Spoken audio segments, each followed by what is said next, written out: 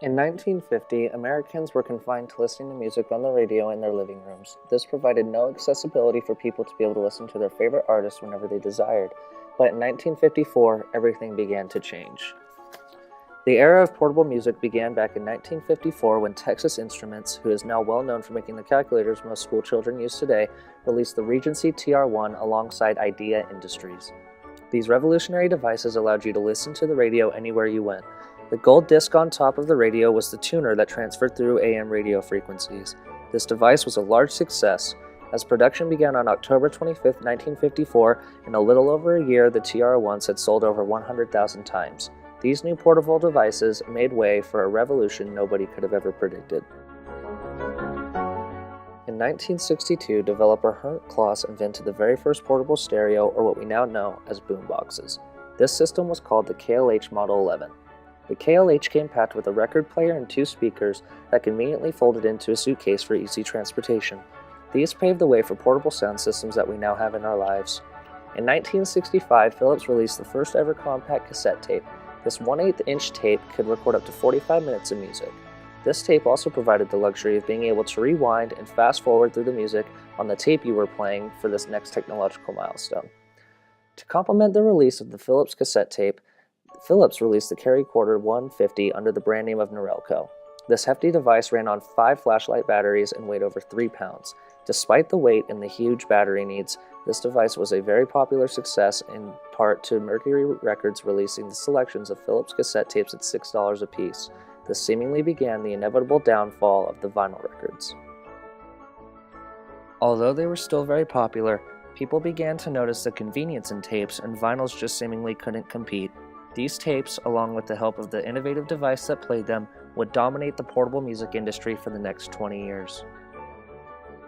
In 1979, Sony made way with one of the most popular devices to ever hit the portable music player market.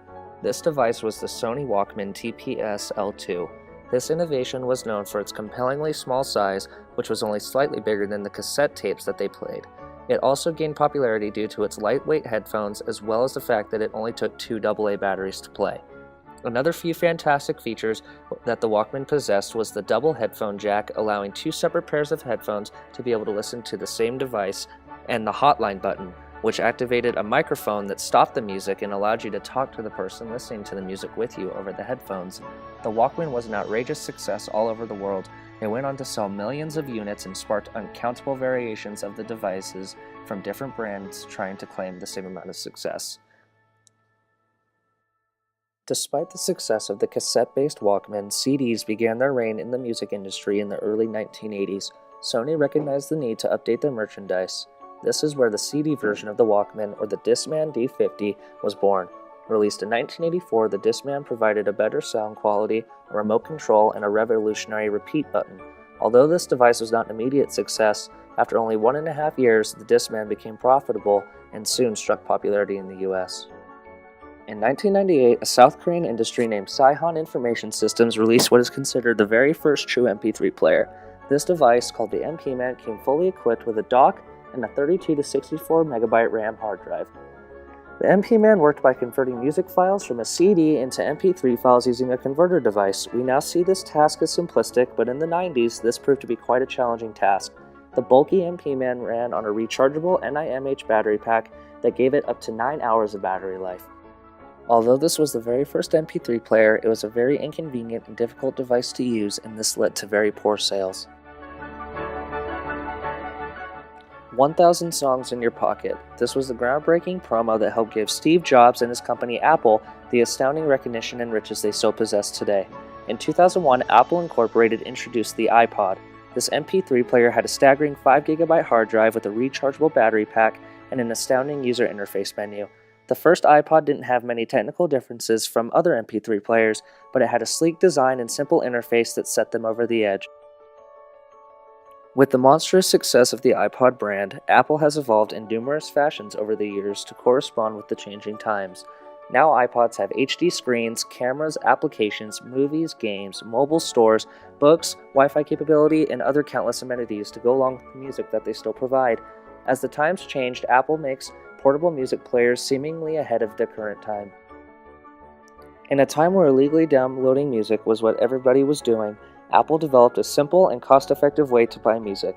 In 2003, Apple released iTunes, a program that imported and held all your music that you could ever own. They also unveiled the iTunes Store. The iTunes Store allowed you to purchase music for just 99 cents a song or $10 an album. The iTunes Store made way for a whole new music market. Bands found an easier way to mainstream their music, and people had a faster, more convenient, and legal way to download all of their favorite bands. With the popularity and convenience of the iTunes Store, along with the massive popularity and worldwide ownership of the iPod devices, record stores have become practically extinct. With the convenience of ordering music from your computer or iPod, there is no need to drive out to a record store and pay $13 for the same album you can get at the iTunes Store for $10. Throughout recent years, in order to create competition in the portable music market, companies such as SanDisk and Zune have released their own lines of music players. These companies have proven that Apple is far too superior for the competition to keep up with. The technological advancement that Apple provides in their iPod products are simply unbeatable.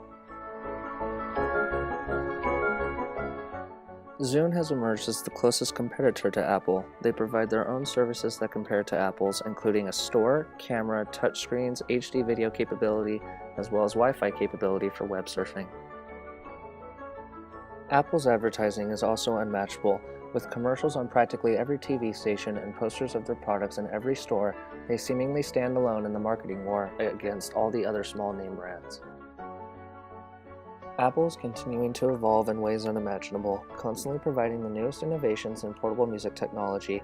The iPod is now becoming a miniaturized computer that can fit in the palm of your hand. With the changing times, more and more features are being added into devices that just 58 years ago could only play AM radio. These innovative devices have provided and lost jobs in today's world, as well as provide all ages with innovative entertainment, convenience, and most importantly, music.